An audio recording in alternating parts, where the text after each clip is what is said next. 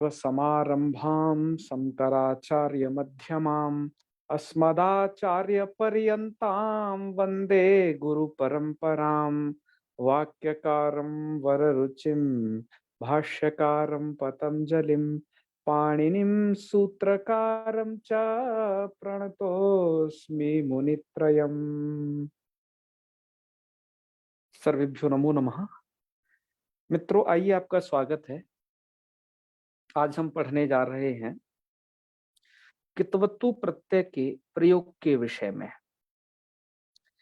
जैसा कि हमने कहा है कि हम केवल लघु सिद्धांत कौमुदी के जितना मूल में लिखा है उतना ही नहीं, बल्कि उससे संबंधित आपको वाक्यों में कैसे उन पढ़े हुए शब्दों का प्रयोग करना है वह जानना भी आपको आना चाहिए।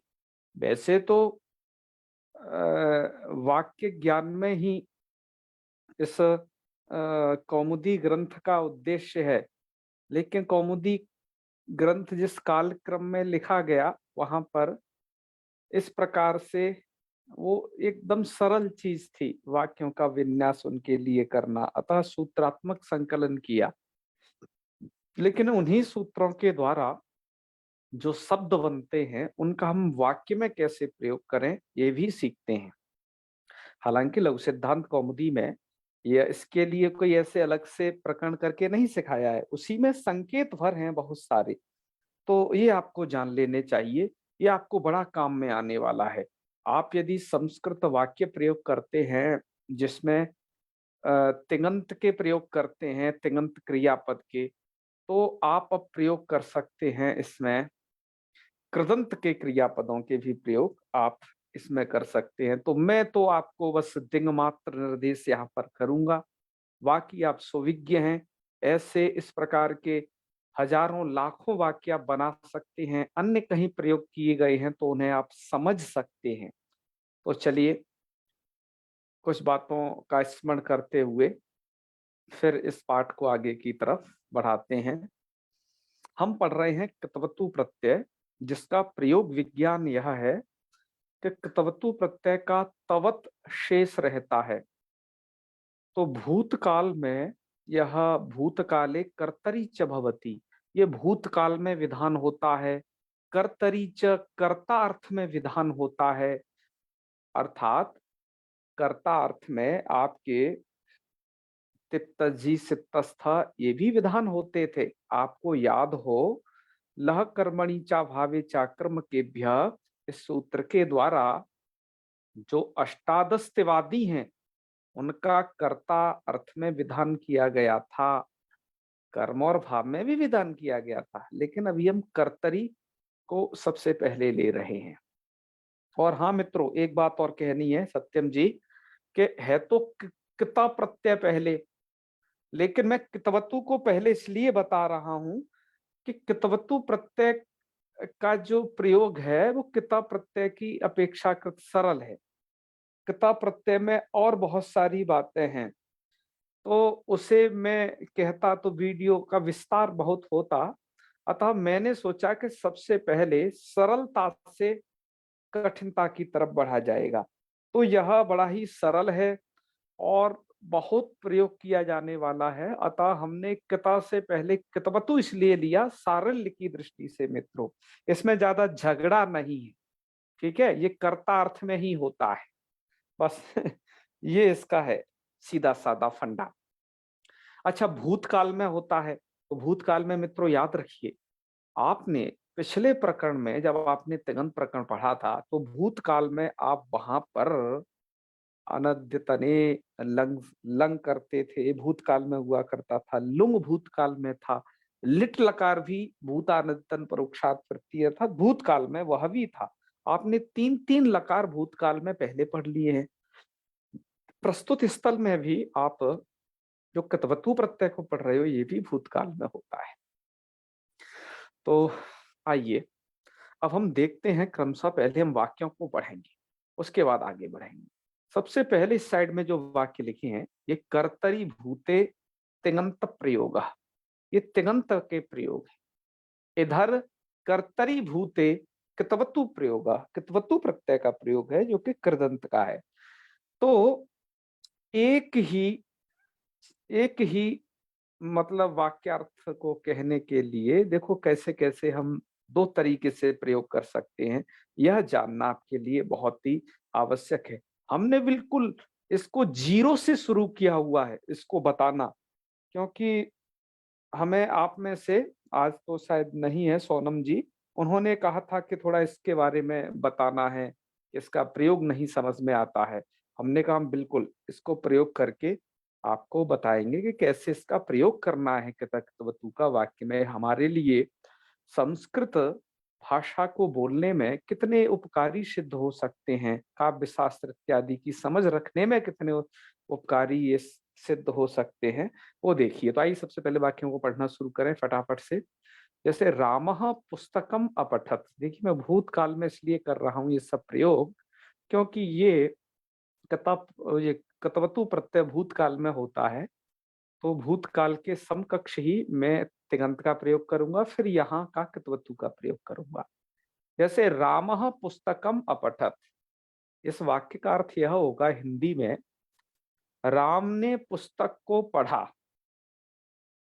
यदि इसी बात को आप कृदंत से कहना चाहें तो ऐसे कह सकते हैं, रामः पुस्तकम पठितवान। दोनों का अर्थ बिल्कुल बराबर होगा। ठीक है, और आइए आगे बढ़ते हैं। आप त्वम पुस्तकम अपठः, तू पुस्तक को पढ़। यदि यह अर्थ आपको कृदंत के द्वारा कहना है तो यहां पर आपको ऐसे कहना पड़ेगा, त्वम पुस्तकम पठितवान। ठीक है, ऐसे कहना पड़ेगा। और मैं पुस्तक को पढ़ता हूं, इसके लिए आपको जहां कहना पड़ेगा अहम पुस्तकम अपठम, जब आप तिङंत के अर्थात तिवादी प्रत्ययों का जब प्रयोग करते हो तो आपको उत्तम पुरुष लाना पड़ता है ना, प्रथम मध्यम उत्तम का ये प्रयोग है क्रमशः। तब आपको वहां कहना पड़ेगा कृदंत में कृतवतु का प्रयोग करने में, अहम पुस्तकम पठितवान। तो भाई ये तो बड़ा बढ़िया है। कैसे बढ़िया है इसका प्रयोग, इसमें तो आनंद आ गया एकदम रबड़ी की तरह। क्यों, यहाँ पर आपको चिंता नहीं ज्यादा करनी पड़ रही। चाहे तो आपका कर्ता यह अहम है, अस्मद है, चाहे आपका कर्ता युष्मद है, चाहे आपका कर्ता कोई अन्य है, आपको तो पठितवान लग करके ही काम चल रहा है। लेकिन तिङंत के प्रयोगों में वैसा नहीं होता था। तिङंत के प्रयोगों में तो राम तो अपठत करना पड़ता था, अर्थात प्रथम पुरुष त्वम रहता था, तो उसके साथ में हमें अपठ मध्यम पुरुष का प्रयोग करना पड़ता था। और अहम इस अस्मत् के साथ में हमें उत्तम पुरुष का प्रयोग करना पड़ता था। तो बताओ चिंतन करना पड़ता था कि नहीं। लेकिन ये जादुई चीज समझने के बाद कि राम हो चाहे त्वम हो चाहे अहम हो, बस पठितवान पठितवान लगाना है, कोई टेंशन नहीं है, सब वाक्य बन जाएंगे। क्यों, कोई दिक्कत नहीं है। इस प्रकार के और भी वाक्य आराम से बना लेना। चलो कुछ और फिर अब आगे ले चलते हैं। दरअसल दिक्कत फिर कहाँ होती है, ये तो बड़ा इजी वे है। कोई से भी धातु के रूप ही नहीं याद करने कि गुरुजी आपने तो फालतू में ही 4 महीने तक 4-5 महीने तक तिङंत के रूपों को घोंटे पीटे फिरा, साधारण संस्कृत सिखानी थी तो ये पठितवान गतवान गीतवान पीतवान ये सब सिखा देते, सब आराम से काम चल जाता। क्यों राजेश जी, संस्कृत भारती ने तो इन कितवत्तु प्रयोग को बड़ा कैच कर लिया है। भूतकाल में इतने रूप कौन छात्रों को याद कराए कि वहां पर उन्हें लुंग लकार या लंग लकार या लिट लकार के रूपों को घुटवाते फिरे। ये तो पठितवान लगने से काम चल रहा है, तो बहुत ही बढ़िया है भैया। है ये सरल विद्या पहले नहीं बताई। तो अब ये तो बात आप साधारण रूप से समझ गए होंगे। आइए अब आपको बताते हैं थोड़ा सा इसका। आपको ये सब तो ठीक है तो सरल, लेकिन कुछ चीज का यहाँ ध्यान रखना पड़ेगा। और वो ध्यान क्या रखना पड़ेगा, आइए अगले वाले को पढ़ते हैं यही जस्ट। जैसे हमने यह बोला रामः पुस्तकम अपठत, तो रामः पुस्तकम अपठत, राम आपका, थोड़ा लिंग संबंधी बातें बताई जा रही हैं। राम आपका कर्ता है, वो पुल्लिंग है, ठीक है। आइए सीता पुस्तकम अपठत, सीता आपकी कर्त्री है, ठीक है। हाँ सीता पुस्तकम अपठत तो अपठत ही रहेगा। लेकिन रघुकुलम पुस्तकम अपठत, हाँ ये भी अपठत ही रहेगा। रघुकुलम, रघुकुल जो है पुस्तक पढ़ता है, तो रघुकुलम पुस्तकम अपठत।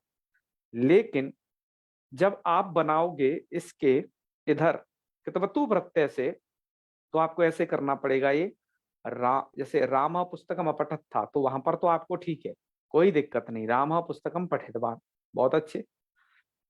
लेकिन जहां जहां सीता पुस्तकम अपठत था, वहां पर अब आपको करना पड़ेगा सीता पुस्तकम पठितवती।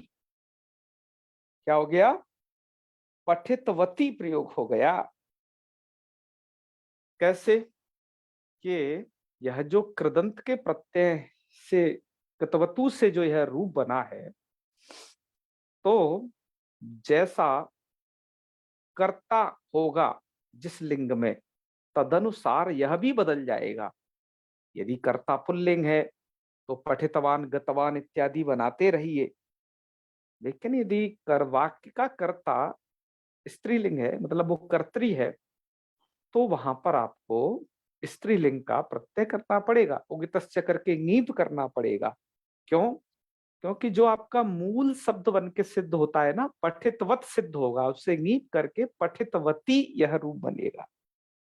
याद रखिएगा, मैंने बोला कि आपसे पठितवती, तो सीता पुस्तकम पठितवती यह बनेगा, है क्योंकि सीता जो कर्ता है, वाक्य का कर्त्री है, वो स्त्रीलिंग है, तो वो पठितवती ऐसा हो जाएगा। और जहां पर रघुकुलम पुस्तकम अपठत था, अब रघुकुलम यह नपुंसक लिंग है, तो नपुंसक लिंग में क्या होता है मित्रों, तब यह बनेगा रघुकुलम पुस्तकम पठितवत। अर्थात नपुंसक लिंग में कोई भी विभक्ति दर्शन आपको नहीं होगा। पठितवत ये जो शब्द है, ये नपुंसक लिंग का कितवतु प्रत्यांत है। बात आई ना समझ में? अर्थात जब आप कितवतु प्रत्यय से भूतकाल के प्रयोगकर्ता में बना रहे हो, तब तो आपको एक बात याद यह रखनी पड़ेगी कि आपका कर्ता जिस लिंग का होगा, उस लिंग का प्रयोग, उसी लिंग का प्रयोग आपको इधर करना पड़ेगा, कितवंतु कितवतु प्रत्यांत शब्द से करना पड़ेगा। जैसे यदि कर्ता पुल्लिंग में है, तो कितवतु प्रत्यांत शब्द पुल्लिंग में प्रयोग होगा। जैसे रामः यह कर्ता है, पुस्तकम पठितवान, तो ये पठितवान पुल्लिंग में प्रयोग किया। और सीता यह स्त्रीलिंग है, तो पठितवती यह आपने स्त्रीलिंग में प्रयोग किया। और रघुकुलम यह नपुंसक लिंग का करता है, तो पठितवत इस कित्वंत शब्द को आपने नपुंसक लिंग में प्रयोग किया। तो भैया भैया रघुकुलम, रघुकुलम जी नपुंसक जी, लिंग मतलब कुल को देख करके नपुंसक लिंग माना गया कि या रघु, रघु तो एक संज्ञावाचक शब्द है ना, हाँ बल परि मिलके नपुंसक लिंग है। वैसे तो मिल मैं करके। कुलम कुलम शब्द केवल दे सकता था नपुंसक लिंग वाला, जी लेकिन रघुकुलम देने से थोड़ा और अच्छा लगता है कि पता चलता है कि क्या है। ठीक है, रघुकुलम भी नपुंसक लिंग है। तो अब देखो, अब दोनों प्रकार के प्रयोगों में क्या है कि भाई जब आप यदि कृदंत का अर्थात कित्वंत का प्रयोग कर रहे हो, तो शब्द का लिंग ज्ञान आपको होना ही चाहिए, सत्यम जी। नहीं लिंग ज्ञान होगा तो गड़बड़ा जाओगे। और जब आप उसी को, राम ने पुस्तक पढ़ी, सीता ने पुस्तक पढ़ी, रघुकुल ने पुस्तक पढ़ी, तो यह बनाओगे यदि तिङंत में, तो तब आपको लिंग ज्ञान तो नहीं रखना, लेकिन आपको इतना जरूर याद रखना पड़ेगा कि आपका कर्ता युष्मद है या अस्मद है या अन्य है। क्योंकि युष्मद कर्ता होगा तब तो आपको मध्यम, अस्मद होने पर उत्तम, और अन्य कोई कर्ता होगा तब वहां पर प्रथम पुरुष का प्रयोग करना पड़ेगा। तो थोड़ा थोड़ा झगड़ा तो है भैया। यदि आप ज्यादा रूप न रट पाओ, आप सोच रहे हैं कि पठितवान पठितवती लगा करके ही काम चला दें, तब तो आपको शब्दों का लिंग ज्ञान अवश्य होना चाहिए। और मित्रों, मैं सोच चुका हूं, इस बारे में चिंतन कर चुका हूं कि मैं जो है लिंग ज्ञान के विषय में जो वीडियो बनाऊंगा वह अंत में बनाऊंगा, जब लक कौमुदी पढ़ा लूंगा तब। ठीक है? क्योंकि सिद्धांत कौमुदी में भी जो लिंग ज्ञान के लिए जो प्रकरण है वो थोड़ा अंतिम में दिया है, तो कुछ आपको हथकंडे बताने पड़ेंगे कैसे लिंग ज्ञान आसानी से कर सकते हो विविध तरीके के। तो ये दोनों तरीके के प्रयोग में है। ठीक है, आइए कुछ आगे के और प्रयोगों को पढ़ते हैं। अब जैसे आपने आगे पढ़ा है कि जनाह रामम अस्तुवन, मैंने दूसरे वाले पैराग्राफ में इसमें लिंग की बात की थी, और यहां पर लिंग के साथ साथ मैं वचन की भी बात कर रहा हूं। अर्थात जैसे कर्ता के लिंग के अनुसार कित्वंत शब्दों का लिंग बदल जाता है, ऐसे ही कर्ता के लिंग के साथ साथ यदि कर्ता का जो वचन होता है वह वचन कित्वंत शब्दों का भी होता है। जैसे जनाह रामम अस्तुवन, जनाह अर्थात लोगों ने रामम अस्तुवन, राम की स्तुति की। तो यहां पर यदि ऐसे इससे बनाओगे आप कित्वंत से, तो जनाह रामम स्तुतवंतः कैसे रूप चलते हैं भैया? स्तुतवान, स्तुतवंतौ, स्तुतवंता। मैं थोड़ा रूपों को आपको दिखा देता हूँ। रूपों का आज हमने अलग से एक चार्ट बना लिया है, क्योंकि बहुत सारे लोग समझ नहीं पाते थे कि इसको भगवत की तरह चला दो है या धीमत की तरह चला दो। तो हमने सोचा कि नहीं भैया, रूपों का बना ही लेते हैं, जिससे आपको कोई भी परेशानी नहीं होगी, सब बढ़िया तरीके से समझ में आ जाएगा। क्या हुआ भैया, गुस्सा हो गया क्या? कहाँ गया? स्क्रीन पर आपको दिखाई दे रहा है? जी भैया। हाँ हाँ। तो देखिए हेडिंग यही है कि कित्वन्तस्य गतवत शब्दस्य त्रिषु लिंगेषु रूपाणि। तीनों लिंगों में रूप आप देखिएगा, और वृता पुल्लिंग, स्त्रीलिंग और नपुंसक लिंग में हमने क्रमशः यहाँ पर ये रूप दिए हैं। हमने केवल गतवत शब्द के दिए हैं, ऐसे ही गतवत हो, पठितवत हो, मतलब जो जो कित्वंत शब्द है जो यहाँ पर आप बना पाओ, उस सबके रूप ऐसे ही चलेंगे। तो भैया हम जूम थोड़ा जरूर कर लेते हैं, क्योंकि आज हमने जो बनाया ये थोड़ा दूसरे तरीके से बनाया है। तो देखते जाइए इसे। कहा भैया गुस्सा हो गया क्या? हाँ, भाग गया पॉइंटर। एक मिनट भाई। हाँ, अब आ गया, पर काम नहीं कर रहा है। मित्रों, हम दोबारा से आपको स्क्रीन शेयर करते हैं, जिससे कि आपको हम पॉइंटर के साथ आपको बता पाए।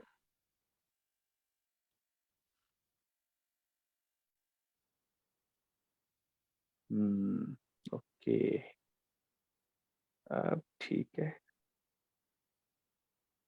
बिल्कुल ठीक है। आइए शुरू से, आइए इधर से चलते हैं हम। आप ये समझे रहिएगा कि ये एक वचन है और ये द्विवचन है और ये आपका बहुवचन है। ठीक है जी, बहुवचन ये।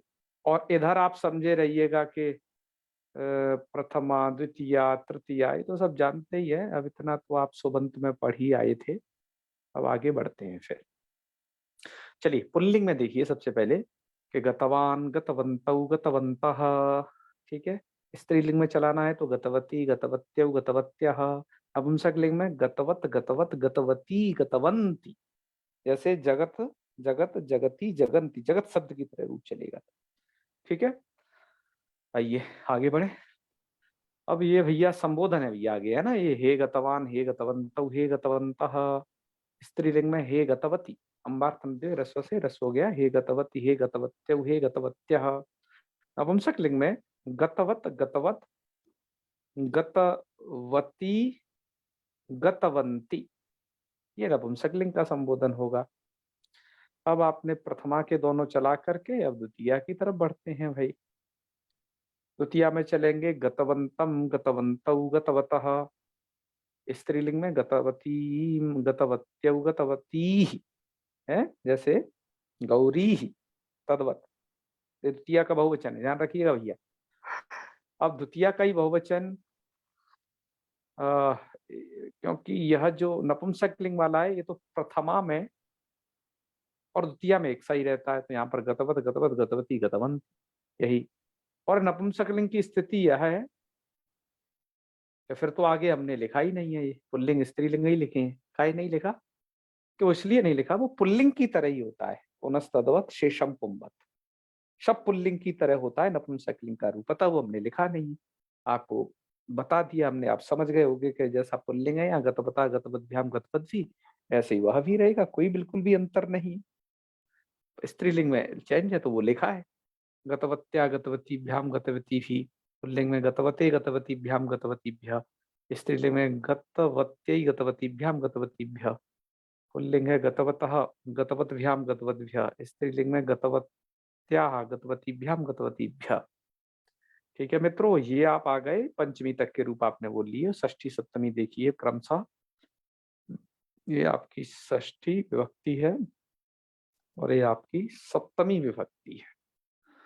तो इनके रूप हैं गतवतः, गतवतो, गतवताम। स्त्रीलिंग है तो गतवत्याः, गतवत्योः, गतवतीनाम। पुल्लिंग में बनेगा इसी का गतवती, गतवतोः, गतवत्सु। जैसे जगतसु बनाती हूँ, जगति, जगतो, जगतसु, ऐसे गतवती, गतवतो, गतवत्सु। और स्त्रीलिंग में इसका बनेगा गतवत्याम, गतवत्योः, गतवतीषु। इस तरीके से ये मित्रों रूप रहेंगे। ठीक है। तो आप इन रूपों को समझ गए होंगे कि इनके रूप चल कैसे रहे हैं। तो आइए कुछ, आप जहां पर थे इस स्लाइड पर उसी पर वापस से चलते हैं और थोड़ा प्रयोग विज्ञान को और समझते हैं। तो हम बात कर रहे थे यहाँ पर कि जनाह रामम अस्तवन। तो जनाह देखिए पुल्लिंग है भैया, इधर ध्यान रखना है। तो यहाँ पर जनाह रामम स्तुतवंता, पुल्लिंग है और बहुवचन है जना, तो इधर भी स्तुतवंता। ओके। आगे देखिए, बालिका गीतम अगायत, अगायतम, अगायन। ठीक है, बहुवचन है उधर। इधर भी आपका बालिका गीतम, गीतवत्य, क्योंकि रूप कैसे चले थे, गीतवती, गीतवत्यो, गीतवत्या, उसका भी ये आपका हो जाएगा बहुवचन में प्रयोग। और फिर है गर्ग कुलानी जलम अपिवन। गर्ग कुलानी अर्थात गर्ग के कुलों ने जल पिया। तो यहां पर यदि बनाएंगे तो गर्ग कुलानी जलम पीतवंती।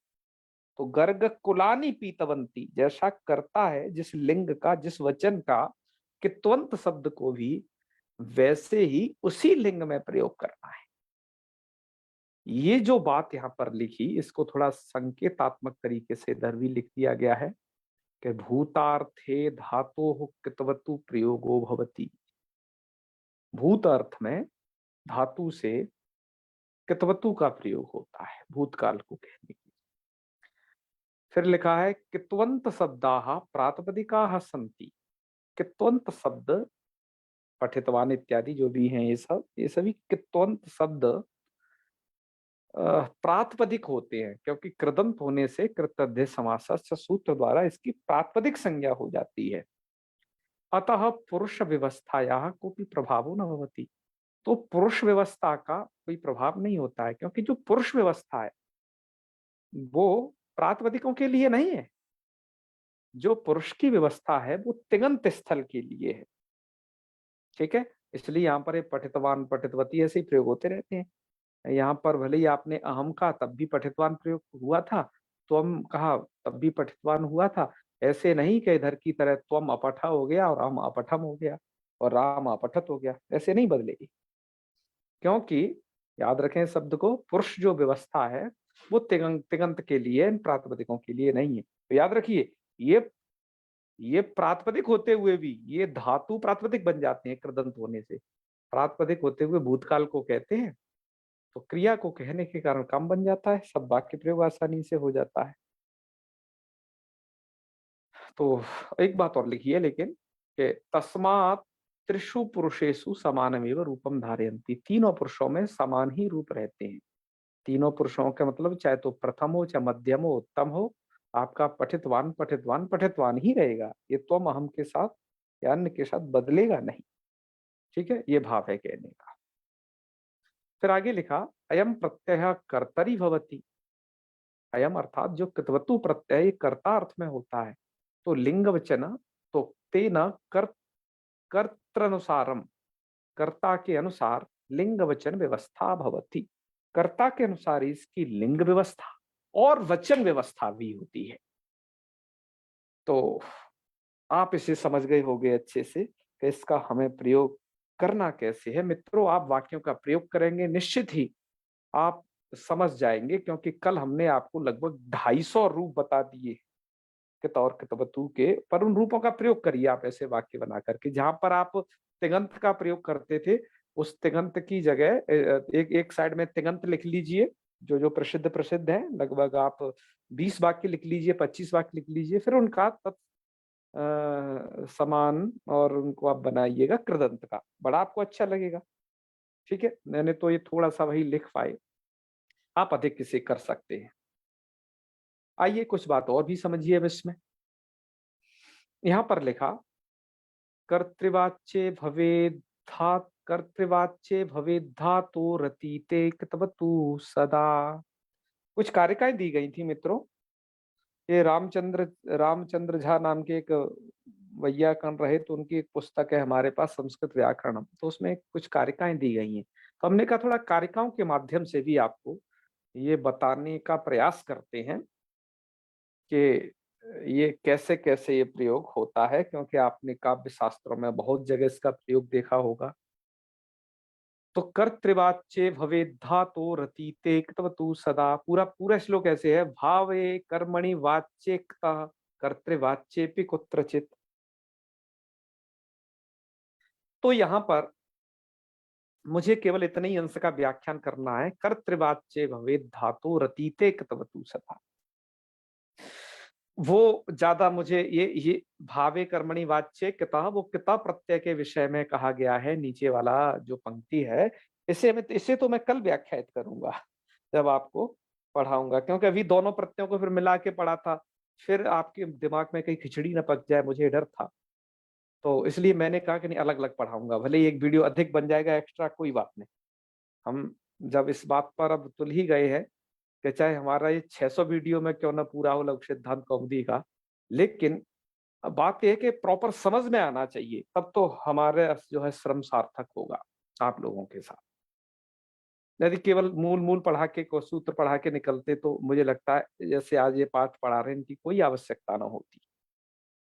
तो चलिए, कर्तृवाच्य भवेद धातो अतीते कृतवतु सदा, अर्थात कृतवतु प्रत्यय का जो प्रयोग है सदा हमेशा कर्तृवाच्य भवेत, कर्तृवाच्य में होता है, अर्थात कर्ता अर्थ को कहता है, और अतीते, अतीत अर्थात भूतकाल को कहता है।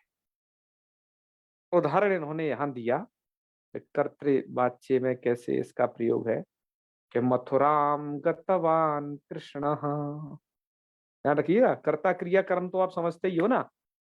तो आपका कर्ता हो गए कृष्ण है, और आपका आपकी ये गतवान है, एक कृदंत का, कृदंत की क्रिया। तो कृष्णा गतवान पुत्र मथुराम, मथुराम गतवान कृष्ण। तो कृष्ण करता है, पुल्लिंग है, तो गतवान पुल्लिंग में प्रयोग हुआ, बस ये ध्यान रखिएगा, इसीलिए श्लोक बताए। और आयाता मधुयामिनी, मधुयामिनी आयाता, आयाता में याद रखिए आंग उपसर्ग पूर्वक या प्रापणी धातु का जो आयाता यह बना है, ये ये किता प्रत्यांत बना दिया है दरअसल इन्होंने, किता किता प्रत्यय में। तो आयाता मधुयामिनी, तो पूरा छंद ये बन जाता है, ठीक है ना। तो ये तो इन्होंने किया, और इधर आगे कित्वंत का प्रयोग आगे किया है।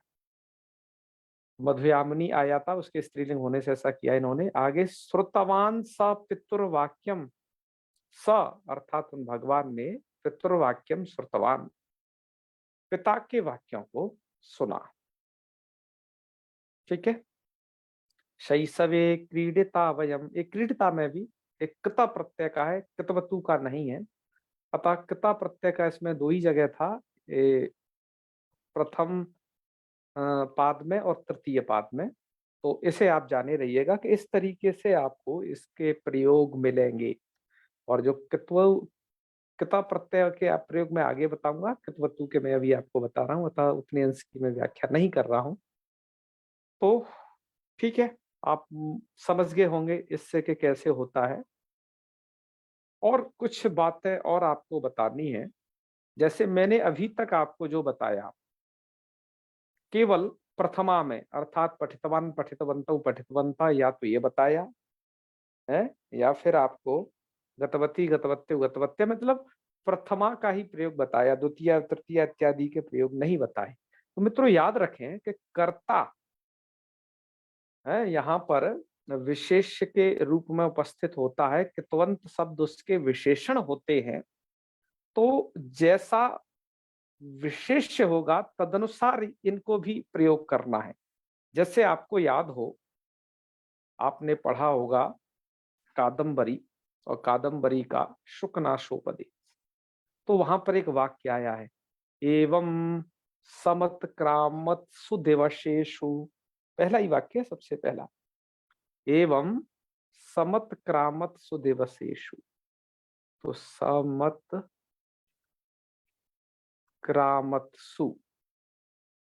तो जय वहां पर दिवसेषु यह विशेष्य है, तो शमत एवं समत्क्रामत्सु दिवसेषु। तो समुत्क्रामत्सु जो ये बनाया है, ये बहुवचन का रूप है, तो दिवसेषु का वो विशेषण है। तो जैसे यहाँ पर पठितवत्सु, यह सप्तमी में प्रयोग बनेगा, ऐसे ही वहां पर समत्क्रामत्सु, इस प्रकार से सप्तमी के भी के प्रयोग में भी इसको बहुत जगह पर दर्शाया जाता है, इस कतवतु प्रत्यय को, ठीक है। कि गतवती कृष्णे, कि कृष्ण के जाने पर है, अहम गतवान। तो इस प्रकार के प्रयोग कृदंत के साथ भी इस सप्तमी विभक्ति में भी इसके प्रयोग देखे जाते हैं, अन्य विभक्तियों में देखे जाते हैं। लेकिन मैंने जो आपको ज्यादातर प्रयोग जो बताए हैं यहाँ पर, लगभग सभी प्रयोग वो प्रथमा में ही बताए हैं, प्रथमा विभक्ति में ही। औरों के साथ भी आपको ये काव्यों में मिलेंगे, उसके अनुसार आप उन्हें समझिएगा, अभ्यास करिएगा। एक बात और है कि यहाँ पर जैसे मैंने कहा रामः पुस्तकम पठितवान, और पठितवान के बाद भी अस्ति लगा देते हैं, तो वैसा लगाया जा सकता है, वहमी व्याख्याकार ने कहा है।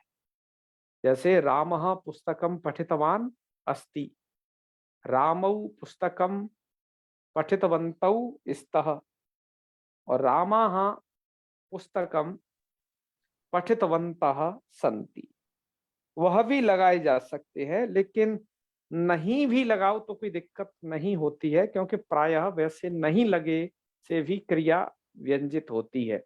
लेकिन जिनका ये सिद्धांत है कि एक तिंग वाक्यम, अर्थात वाक्यम उसे मानेंगे जिसमें एक तिङंत पद हो, तब उसे लगाया जाता है केवल स्पष्ट अर्थ के बोधन के लिए, नहीं तो इतने से भी वह गतार्थ है। तो ये कुछ था मित्रों इस कृतवतु प्रत्यय के विषय में। मुझे लगता है आप इसे अच्छे से समझे होंगे इसके प्रयोग को, और आप श्रीमद् भगवद गीता या दुर्गा सप्तशती, ठीक है, इसके अनुसार आप बहुत सारे इस प्रकार के उदाहरणों को देख सकते हो। एक बहुत ही प्रसिद्ध न्याय है, भुक्तवंतम प्रतिमा भुंक्था। तो भुक्तवंतम तो भुक्तवान, भुक्तवंत, भुक्तवंत, भुक्तवंतम, ठीक है। तो खाते हुए से ये नहीं कहा जाता कि अब मत खाओ, क्योंकि वो तो खा चुका है। तो भुक्तवंतम बालकम पश्य, तो देखो ये हमने द्वितीया में प्रयोग करके बताया ऐसी कृतवंत का। तो ऐसे ही, ठीक है ना, ऐसे ही आप इसका प्रयोग कर सकते हैं विशेषण के रूप में, ये वहां पर प्रयोग होंगे अन्य विभक्तियों में भी। तो ठीक है मित्रों, आज के पाठ को फिर यहीं तक रखा जाए। आपने यहाँ तक ये समझ लिया, और आज था भी इतना ही, क्योंकि हमने कहा कि किता प्रत्यय का जो भी विषय है उसे हम अब सेकंड वीडियो में बना लेंगे, कल उसे पूरा कर लेंगे। तो आज यही समापन करते हैं। आपको कुछ दिक्कत आई हो तो इसे समझने में मुझे अवश्य बताइएगा, हम फिर उस पर और आगे काम करेंगे जब भी आगे पढ़ाएंगे। तो ठीक है, समापन करते हैं। ओम सर्वे भवन्तु सुखिनः, सर्वे सन्तु निरामयाः, सर्वे भद्राणि पश्यन्तु, मा कश्चित् दुःखभाग् भवेत्। ओम शांति शांति शांति। सर्वेभ्यो नमो नमः। शुभ रात्रि। प्रणमाम। प्रणाम। जी जी, हर हर महादेव।